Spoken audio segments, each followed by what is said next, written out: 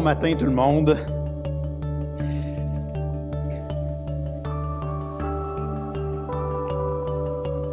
Une fois de plus béni par notre louange ce matin. Je vous donne quelques secondes pour regarder à l'écran. Je veux remercier Mick et son équipe aussi parce que les chants avaient tellement rapport avec ce qu'on veut, ce que le Seigneur a mis sur mon cœur ce matin pour vous apporter. Donc, à première vue, vous ne comprenez sûrement pas ce que j'ai voulu faire avec cette image-là. Je vous comprends. Je vais vous expliquer la suite. Quand on regarde une image comme ça, on a l'impression qu'il y a 50% de rabais au Village des Valeurs. Je ne sais pas s'il y en a qui magasinent au Village des Valeurs ici. Moi, je magasine là des fois. Puis quand c'est 50%, c'était déjà pas cher, mais là, c'est vraiment pas cher. Quand c'est des rabais au Village des Valeurs, c'est cool, on est content. Mais se donner à 50% dans nos valeurs chrétiennes, c'est vraiment mauvais. Puis, quand j'ai vu cette image-là, ça m'a tout de suite fait penser à ça. Ils ont même un slogan « Bonnes actions, excellentes aubaines ». Puis des fois, on est comme ça comme chrétien. On fait des bonnes actions, mais à 50% de notre énergie. Puis, ce matin, on va parler d'engagement. Puis c'est un peu gênant pour moi de parler d'engagement lorsqu'on fait une activité d'évangélisation le jeudi soir dans un café, puis il y a pratiquement la moitié de l'Église, tu sais, qu'on s'attend qu'on va être 3-4, puis qu'on est finalement une quarantaine. C'est gênant, parce que je me dis, aïe, aïe, les gens se sont vraiment engagés, puis je veux vous remercier parce qu'on a eu un vrai beau temps au Philosophe Café jeudi. Saviez-vous qu'il y avait une dizaine de personnes qui, pour eux, c'était totalement inconnu ce qu'on leur apportait? L'Évangile n'était pas connu pour eux. Il y a des gens ici qui ont pu discuter avec eux. J'ai eu l'occasion de faire pareil. Je me suis même fait demander si j'étais un prêtre. C'était correct. J'ai pu lui expliquer qu'est-ce que je faisais, puis la madame, elle a compris. Mais je voulais vous remercier pour ça. Puis, bref, on va quand même parler d'engagement parce que des fois, c'est facile de donner un one-shot comme ça, mais de faire continuer ça dans le temps, ça devient un peu plus difficile. Puis, on va regarder un peu qu'est-ce que l'engagement, mais tout d'abord, moi, je vais vous expliquer pour moi, c'est quoi l'engagement. Il y a beaucoup de choses, mais je m'apprête à faire quelque chose, je vais avoir besoin de vos prières d'ailleurs. Vous savez, je fais plusieurs cours théologiques et je ne parle pas anglais. Puis, au Québec, on a un problème quand on ne parle pas anglais, c'est que si je veux pousser mes études, si je veux assister à des belles conférences, si je veux pouvoir vous apporter la parole de Dieu avec des commentaires des gens qui ont écrit sur les sujets, mais je suis limité avec ce qui se fait en français. Puis ça avance, ça grossit tranquillement, mais il y a encore beaucoup de matériel qui se fait en anglais, et là, je tombe complètement à zéro. Puis sortir le Google Traduction, c'est bon, mais ça n'explique pas tout là-dedans, là. Donc, après discussion avec ma femme, je pars 1 mois en immersion totale en anglais. Ça va se faire à partir du 15 septembre jusqu'à la mi-octobre. Et je m'en vais en Ontario. Donc, j'y vais toute seule. J'ai dit à ma femme, si tu viens avec moi, c'est sûr, je me revirai toujours vers toi. Qu'est-ce que dit le monsieur? Je vais revenir autant bilingue qu'avant. Alors, j'y vais vraiment seul. Au milieu du mois, ma femme vient me rejoindre dans le coin d'Ottawa. On va se faire un petit party de famille rendu là. Mais tout ça pour vous dire qu'en mai, je suis allé avec des amis ici, 2 amis. Je suis allé visiter un type d'église un peu différent du nôtre. Ça s'appelle Harvest Bible Chapel. Et on a visité 3 églises à cet endroit-là, mais le but était aussi de peut-être voir si les gens pouvaient m'héberger là-bas. Puis, comme des fêtes, il y a une église à Barrie qui vont m'héberger pour le mois. Ils ont des idées là, à me faire des choses. Moi, j'ai dit, je suis là pour vous servir. Et quand on est allé visiter ces églises-là, certainement, OK, ils ont leur défi. Je suis allé juste une fin de semaine, mais il y a quelque chose qu'on peut apprendre d'eux autres. Puis ce matin, le passage fait clairement référence à ça au niveau de l'engagement. Puis je veux vous montrer, je ne sais pas si on voit quand même bien. Écoutez, l'église à Barrie, c'est l'église que vous voyez à gauche sur le plan, et ils ne sont pas encore dedans en ce moment. Ils vont en septembre. En septembre, ça devient leur bâtiment à gauche. Et depuis les 16 dernières années, ils se réunissent dans une école, dans un gymnase. Puis le pasteur là-bas parlait avec un journaliste et il a dit au journaliste, savez-vous, ça fait combien de fois qu'à toutes les fins de semaine, on met des chaises dans le gymnase, on prépare le système de son, on prépare tous les documents, puis la publicité, l'accueil pour que les gens viennent dans l'église. Écoutez, c'est visible du bord de la rue. Là. Ils font comme, hein, il y a une église ce dimanche matin dans l'école. Les gens savent que l'église là. Savez-vous, ça fait combien de fois qu'ils font ça? Plus de 800 fois. Que les gens se donnent corps et âme pour que cette église-là fonctionne. Et en septembre, après tous les sacrifices qu'ils ont pu faire dans les dernières années, ils s'achètent, après il est déjà acheté, le bâtiment, ils ont fait plusieurs rénovations dedans. Et quand je vais arriver en septembre, bien, je vais pouvoir visiter cet endroit-là. Puis l'image que je vous ai mise à gauche, bien, quand je parle de sacrifice, on voit un groupe de louanges, on voit les gens, les bras dans les airs. On voit aussi qu'il y a eu pas mal d'argent investi dans les systèmes alentours. Puis, on se rend compte, comme je vous dis, toutes les églises ont leurs défis, mais je trouve ça inspirant. On est à Shawinigan, on pourrait facilement se dire, ben là, nous autres, on est au Québec, c'est plus difficile. T'sais. On pourrait se dire ça, mais on pourrait se dire aussi, hey, pourquoi je ne fais pas un pas de plus pour l'Évangile? C'est un peu le but ce matin que je veux vous apporter. Donc, c'est beau ça, vous pouvez vous dire, c'est en Ontario, leur culture est différente, mais savez-vous quoi? Au Québec, on est tombé dans le panneau, pas à peu près. On tripe sur les sports, les loisirs, le cash, les valorisations personnelles, tout ce qui va nous faire monter aux yeux des autres. Parce que si on veut être admis dans la société, il faut montrer que ça va bien dans notre vie. Puis comme chrétien, on a sauté à pieds joints là-dedans aussi. Puis il faut se poser la question, s'il y a moins de 1% de chrétiens au Québec en ce moment, est-ce que c'est vraiment parce que Dieu l'a voulu ainsi? Moi, je m'excuse, je ne suis pas capable de répondre à ça. En vrai, je ne suis pas capable de dire oui. Pour moi, si on avait tout fait, vraiment tout fait, qu'on s'était engagé à fond, à 200% pour l'Évangile, là, si on avait été moins de 1%, on aurait pu dire « Ah, Dieu le veut ici. » Mais je ne peux pas croire que si on est moins de 1%, c'est parce que Dieu le veut ainsi. Je pense qu'on a encore des choses à faire. Puis heureusement, on a encore du temps. C'est encore le temps. Ce matin, on a un repas du Seigneur en plus, un bon moment où est-ce qu'on va pouvoir s'analyser, qu'on va pouvoir prendre un temps de prière, seul à seul avec notre Père céleste, pour lui demander s'il n'y a pas des choses qu'on pourrait améliorer dans notre vie pour lui. Et ce matin, le passage, je l'ai mis tantôt, mais ça va être dans la lettre aux Romains. Et pour ceux qui, ce matin, n'ont pas de Bible, moi, je ne mets jamais depuis quelques mois, je ne mets jamais le message, conviction personnelle, c'est correct de le mettre aussi, mais ceux qui n'ont pas de Bible, qui aimeraient en avoir une, on a Denis à l'accueil qui a des Bibles déjà ouvertes dans Romains, chapitre 12. Juste levez la main, on va aller vous l'apporter. Puis si jamais vous n'avez vraiment pas de Bible chez vous non plus, on vous la donne. Donc, gênez-vous pas, levez la main, ceux qui l'ont oublié, peu importe, prenez-la, il n'y a aucun problème. Mais c'est vraiment un cadeau pour ceux qui n'en ont pas chez eux, vous allez pouvoir la lire par la suite. Alors, on tourne tout le monde dans Romains 12 et on commence ça au verset 9, donc les versets 9 à 13.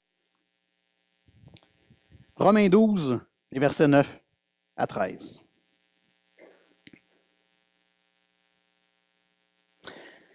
Verset 9.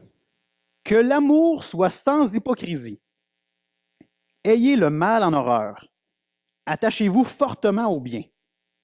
Par amour fraternel, soyez pleins d'affection les uns pour les autres. Par honneur, usez de prévenance réciproque. Ayez du zèle et non de la paresse. Soyez fervents d'esprit.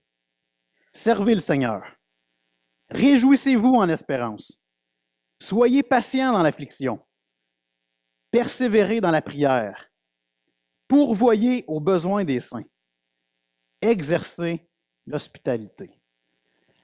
Hey, Paul, il lâche une méchante gang des commandements là-dedans. Je ne sais pas si vous avez vu, là, ce sont tous des commandements que Paul nous dicte. Puis le contexte ici, clairement, si on revient, plusieurs d'entre vous connaissez Romains 12, verset 1. Je vous l'ai mis à l'écran, mais dans la version parole vivante, parce que je trouve qu'on comprend un petit peu mieux les termes, ça nous explique un peu mieux notre engagement qu'on doit avoir.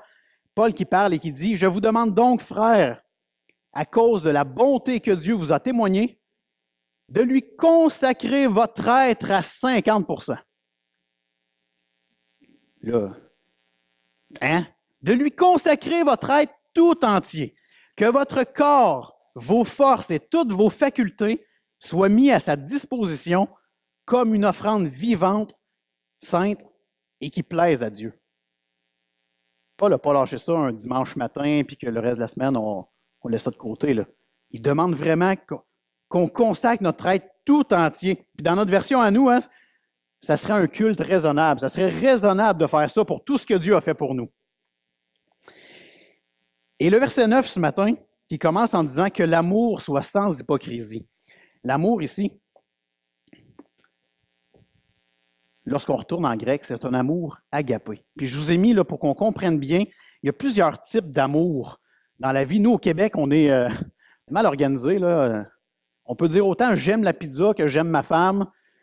Puis tu sais, on le sait entre nous que ça n'a pas la même connotation, mais un anglophone qui apprend son français, lui, il ne comprendra peut-être pas. En grec, il y a au moins 3 types d'amour. Et ici, on parle de l'amour agapé. C'est un amour qui est centré sur les besoins et le bien-être des gens. Pas un amour qui est centré sur soi et son propre bien-être. Ça nous amène à payer le prix nécessaire, quel qu'il soit, pour répondre aux besoins et assurer le bien-être des gens. Puis finalement, je l'ai écrit ici, mais c'est exactement l'amour que Jésus a eu pour nous. Il a vu nos péchés. Il a vu nos défauts. Puis malgré ça, il est allé mourir à la croix pour nous. Est-ce qu'on est prêt, nous, à se sacrifier à ce point-là pour notre voisin de droite? Puis si c'est trop dur, le voisin de droite, regardez celui de gauche, peut-être qu'il est moins pire.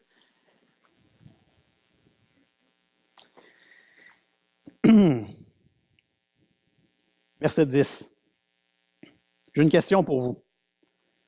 Paul parle dans le verset 10. Il dit « Par amour fraternel, soyez pleins d'affection les uns pour les autres. » Je vous pose une question sérieuse, je l'ai mis à l'écran. D'après vous, les gens qui nous visitent le dimanche matin, il y a des visiteurs présentement ici. Il y en a à presque tous les dimanches des visiteurs. Puis des fois, il y en a beaucoup. D'après vous, qu'est-ce que les gens pensent de nous quand ils rentrent dans l'Église? Puis principalement les chrétiens. On va y aller avec ça parce que des fois, les chrétiens, eux, vont plus dire ce qu'ils pensent. Donc, je suis impliqué dans l'accueil, puis je suis pasteur ici, donc il y a plein de choses qui me viennent aux oreilles. Il y a des très bonnes choses, puis il y en a d'autres qu'il faut se poser des questions ce matin. D'après vous, qu'est-ce que les gens pensent de nous? Je vais vous le dire. Premièrement, c'est super intéressant de savoir ça, c'est que l'accueil de départ est excellent. La majorité des gens qui rentrent dans l'Église, premièrement, déjà quand tu vois le bâtiment, tu fais « Oh mon Dieu, c'est accueillant ici ». On rentre, la majorité du temps, il y a quelqu'un qui nous serre la main. Après ça, il y a un petit café. Après ça, on rentre ici, c'est chaleureux, la louange est bonne, il y a quelque chose de dynamique. Donc moi, je suis vraiment encouragé de voir qu'on fait des belles choses ici. Il y a quelque chose que ça vaut peut-être la peine qu'on s'en parle ce matin. Les gens trouvent que très souvent, on est une famille tissée trop serrée. Trop serrée, pensez à de la laine qui est trop serrée ensemble. Tu as beau essayer de faire passer quelque chose d'un trou, ça ne passera pas parce que c'est trop tissé serré. C'est avantageux pour nous de se faire dire qu'on est une famille tissée serrée parce que c'est la preuve qu'il y a de l'amour ici. C'est la preuve qu'on veut prendre soin les uns des autres. Mais en même temps, il y a un désavantage, c'est que ça se pourrait-tu qu'on ait de la difficulté à faire entrer des gens dans la famille ici? Je pose la question. Puis c'est le problème, pensez pas que c'est le problème juste dans notre église, là. C'est le problème de la majorité des églises entre 100 et 125 personnes. Ce qui arrive, c'est qu'on est tellement bien ensemble, il y a une espèce de sécurité, de confort, que là, quand il y a des nouveaux qui arrivent, on fait comme « Oh mon Dieu, hey, il a l'air bizarre celle-là, hein? Oh, qui ne viendrait pas prendre un café chez nous, celle-là? » Puis là, on commence à faire ça. Et pourtant, on aurait pu faire la même chose avec tout le monde ici, mais là, on a appris à se connaître, puis On finit par s'aimer, même avec nos défauts. Mais le nouveau qui rentre peut avoir ce sentiment-là de faire « Ouh, je ne suis pas sûr que je vais être admis ici. » Puis continuons à nous poser une question.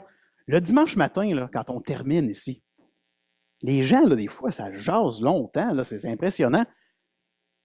Vous jasez avec qui? C'est qui les gens avec qui vous prenez du temps le dimanche matin? Est-ce que par hasard, ce serait celui que vous allez revoir ce soir à votre barbecue, que vous allez revoir mardi à la soirée de prière, que vous allez l'inviter à souper jeudi, puis vous allez revoir dimanche matin? Ça se pourrait-tu? Ou vraiment, vous dites, non, ce matin, j'ai vu un visiteur, j'aimerais ça aller lui serrer la main, me présenter. J'ai vu quelqu'un que j'ai entendu dire qui avait besoin d'un coup de main cette semaine. Je vais aller le voir, je vais aller dire, hey, je suis disponible mardi, je peux t'aider. C'est quand la dernière fois que vous avez eu une nouvelle personne dans votre groupe maison? Hey, les groupes maison, là, c'est la même chose que l'Église, mais en plus petit, donc encore plus tissé serré. On va dire que quand le nouveau rentre d'une maison et qu'il voit que c'est très tissé serré, il fait ah, je ne suis vraiment pas à ma place ici, moi, ça n'a pas de bon sens. Je ne dis pas que c'est arrivé, mais il faut se mettre dans la peau des nouveaux. Là. Est-ce qu'il y aurait moyen de trouver une manière d'inclure quelqu'un, peut-être faire un petit souper, puis l'inviter, peu importe. Je lance l'idée comme ça. Mais l'amour fraternel que Paul parle ici, c'est vraiment un amour qui prend soin des autres, et pas juste de ceux qu'on connaît depuis 25 ans. Tout le monde. Jésus y allait vers les prostituées, les boiteux, les reclus de la société. Puis il prenait soin d'eux autres quand même. Hein.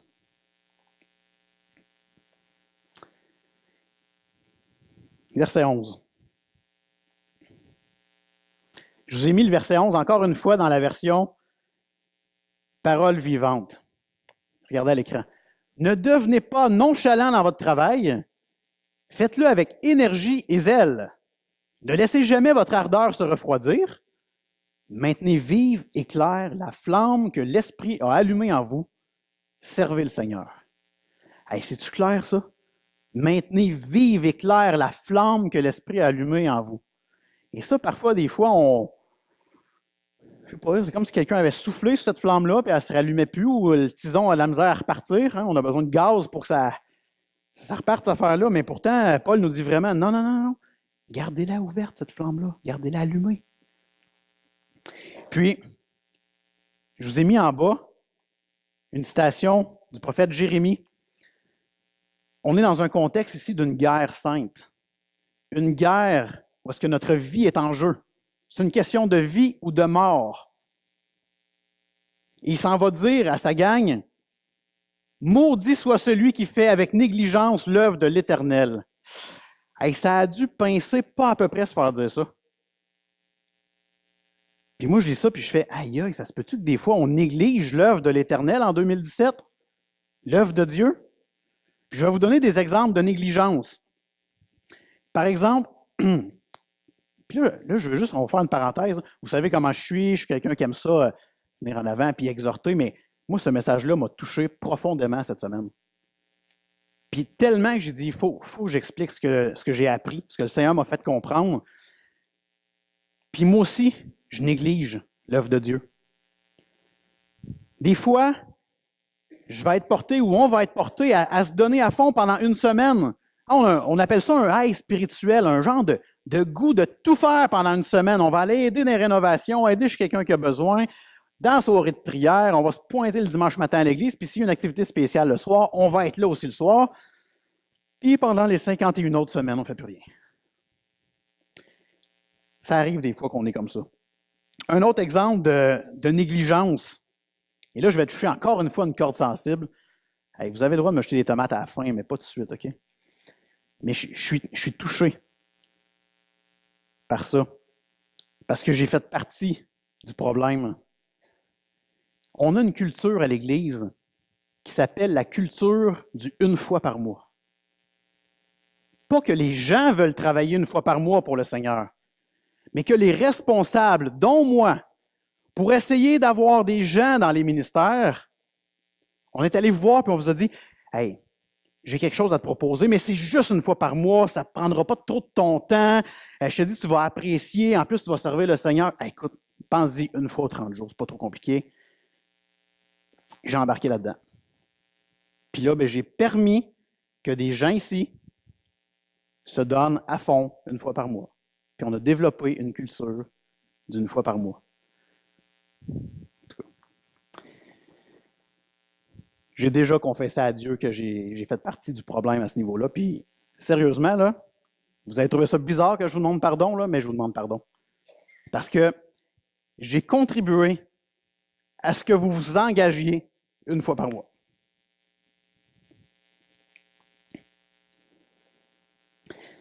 Un soldat, là, quand il va à la guerre, on ne parlera pas de la guerre du premier siècle où est-ce qu'il n'y avait pas le choix d'amener son arme puis il fallait qu'il tire. Là. La guerre, comme on l'entend aujourd'hui, parfois il y a des soldats qui arrivent, eux, ils s'occupent de l'informatique. Mais ils ont besoin d'un gun quand même parce qu'on ne sait jamais si ça va péter. Imaginez le soldat qui, lui, ça fait 4 mois qu'il est là. Il est supposé être là pour 6 mois. Puis ça fait 4 mois et il n'a jamais eu une bombe qui a sauté à plus de 100 km à la ronde de lui. Et qui là, il se dit un bon matin, oh, pas besoin d'amener mon arme. Premièrement, c'est lourd. Deuxièmement, il faut que je l'entretienne. Troisièmement, c'est encombrant. Il reste sur le lit. Je vais aller faire mon petit informatique, tranquille. Ça n'aurait pas d'allure de faire ça. Parce que il a été engagé pour justement, si jamais il y a quelque chose qui pète, il faut qu'il soit prêt. Là, il n'est plus prêt, là. Il devient un casque bleu, là. S'il est là pour la paix, c'est correct, mais lui, il était là pour la guerre. Il a besoin de son arme.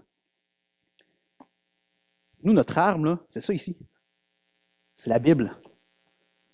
Puis la Bible, si je fais ça de même, puis j'ai pas besoin d'en apprendre plus sur Dieu, je suis correct. Il n'y en a pas de guerre. Mais il y en a une guerre. Il y a une guerre spirituelle. Il y a quelque chose qui se produit. Plus je m'éloigne de la parole de Dieu, plus je suis soumis aux attaques. Il va se passer quelque chose. Puis heureusement, vous savez, on vit toutes des situations dans la vie où est-ce qu'on a le goût de tout lâcher. Parfois parce qu'on n'est pas louangé à la hauteur du travail qu'on a fait pour le Seigneur. Parfois, on ne voit pas de résultat. Parfois, on a des doutes. Parfois, on se dit, ben, je suis sauvé pareil. Jésus m'a sauvé par grâce. Je n'ai pas besoin de travailler pour lui. Et ça, c'est une phrase, bon, on l'entend de moins en moins, mais on l'entend encore. Puis le problème, c'est qu'on est bon pour prendre un verset. Effectivement, on est sauvé par grâce. Mais on le sort du contexte des 31 101 autres versets, dont plusieurs parlent de s'engager parce qu'on est sauvé. Vous voyez, on a toutes des mauvaises raisons de tout sacrer ça là. Mais ça va nous arriver quand même. Puis heureusement, on a le verset 12 qui arrive au bon moment. Je vous les mets à l'écran. Verset 12. Réjouissez-vous en espérance.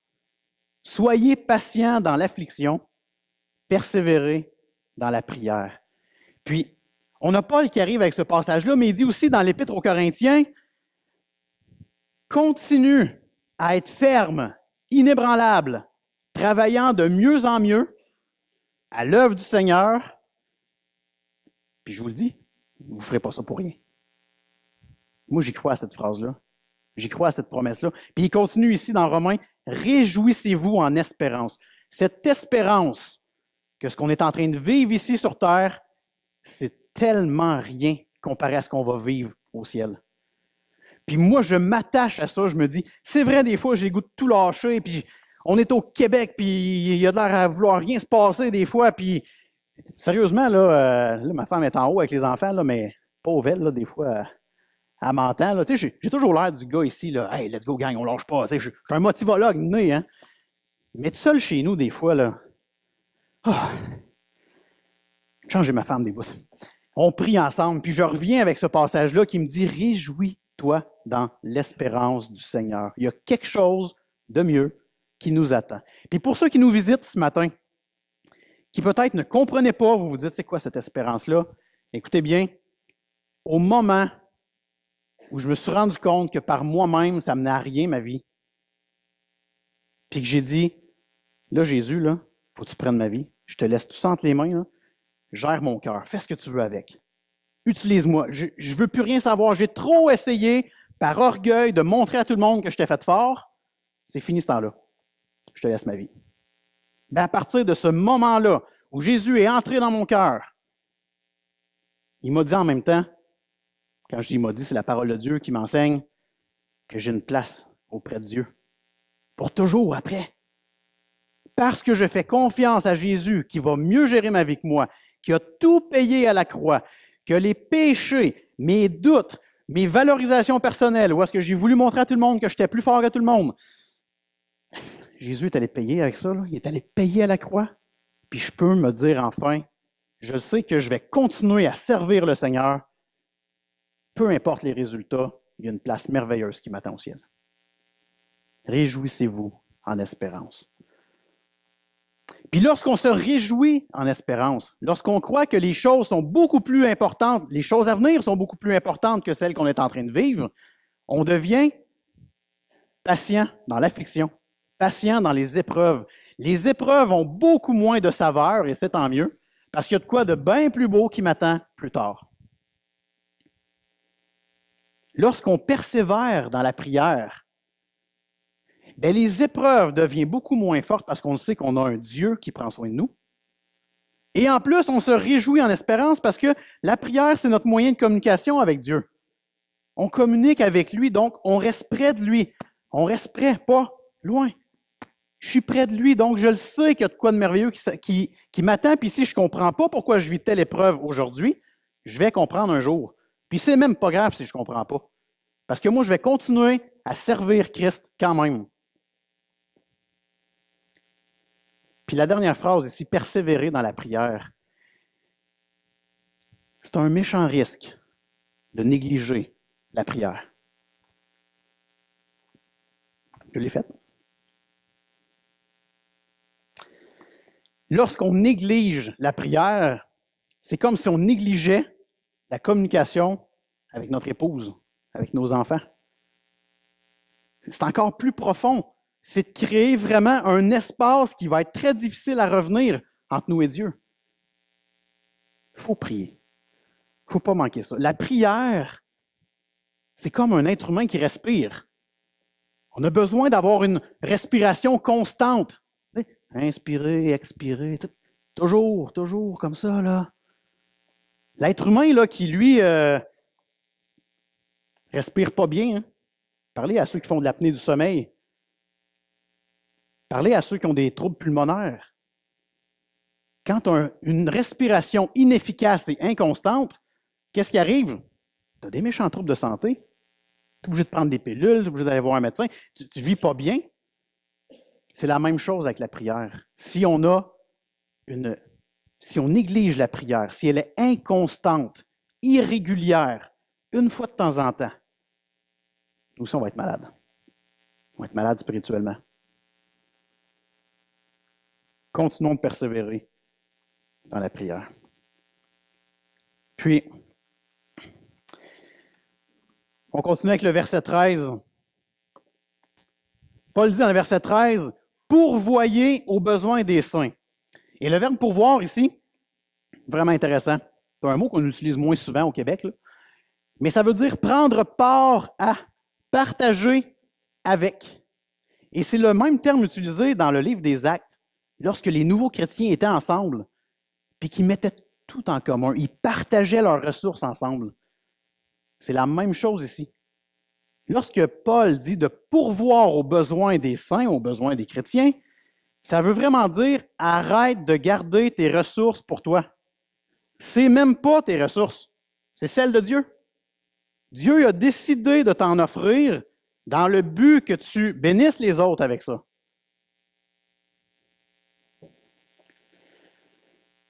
On a toute une responsabilité, hein? Dans la société, avoir plein de choses égale être bon, être beau, être fort. Pour Dieu, avoir plein de choses, ça ne veut rien dire. Parce que Dieu, c'est pas ça. Il ne veut pas nous voir plein de richesses. Puis s'il veut nous voir plein de richesses, c'est dans le but que nos richesses servent aux autres, qu'on puisse pourvoir aux autres. Pour ceux qui ont compris ça, là, moi, je suis un gars qui aime ça, les investissements. Il me semble que je n'ai pas encore assez compris que le meilleur investissement à vie, c'est dans le royaume de Dieu. Comment ça que je n'ai pas encore compris ça?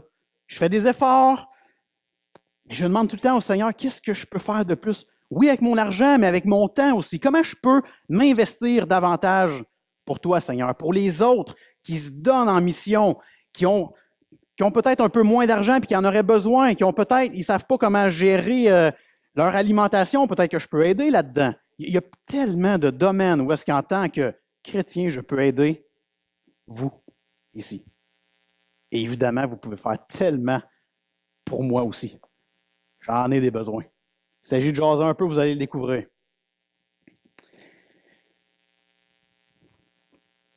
Ensuite, il poursuit dans ce même passage-là, il dit exercer l'hospitalité. Hein, l'hospitalité, le fait de recevoir. Ça, c'est intéressant. Parce que dans notre société québécoise aujourd'hui, recevoir des gens chez nous, c'est pas naturel. On va être bien en famille, on va être bien avec les mêmes personnes, mais de recevoir dans le contexte ici de partager avec les autres. Ouh là là, qu'on a de la misère au Québec. Puis, écoutez, l'hospitalité, elle a été, c'est vu dans au moins 2 autres passages dans le Nouveau Testament. On le voit dans Hébreu.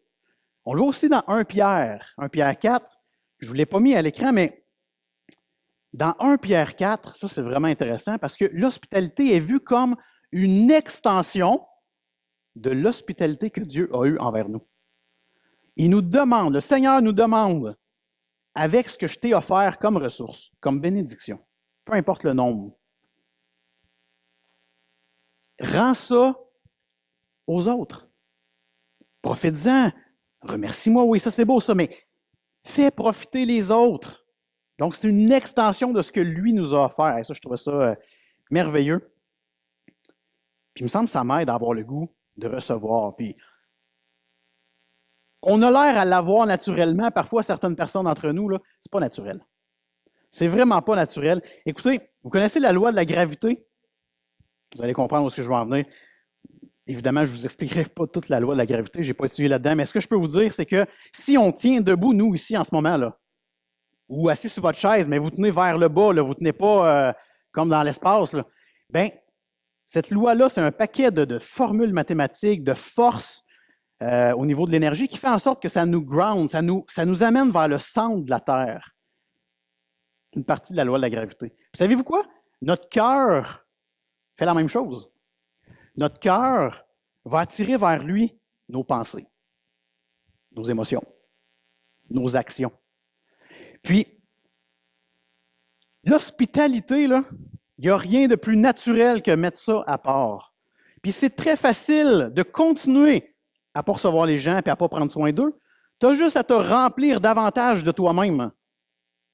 Juste à essayer de te remplir des choses qui te font plaisir. Puis naturellement, là, l'hospitalité va prendre le bord. Puis à un moment donné, on va négliger l'hospitalité, on va négliger de prendre soin des autres. À un moment donné, on va négliger les autres. Puis à un moment donné, il n'y aura plus d'autres. On va être tout seul dans notre bulle. Puis il y en a qui sont bien là-dedans, mais ce n'est pas la parole de Dieu. La parole de Dieu nous enseigne à être ensemble puis à prendre soin les uns des autres.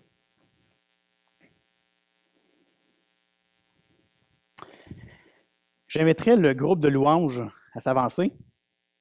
Et également, je ne sais pas si ce matin, il y a eu des gens pour la table du Seigneur qui ont été désignés, mais ceux qui sont habitués, si vous voulez venir distribuer les éléments. Peut-être pour ceux qui nous visitent ce matin, on a l'habitude ici à l'Église, au moins une fois par mois, de faire ce qu'on appelle le repas du Seigneur. Donc, c'est un moyen de se rappeler ce que Jésus a fait, lui aussi, avec ses apôtres, mais mieux que ça. Le repas du Seigneur,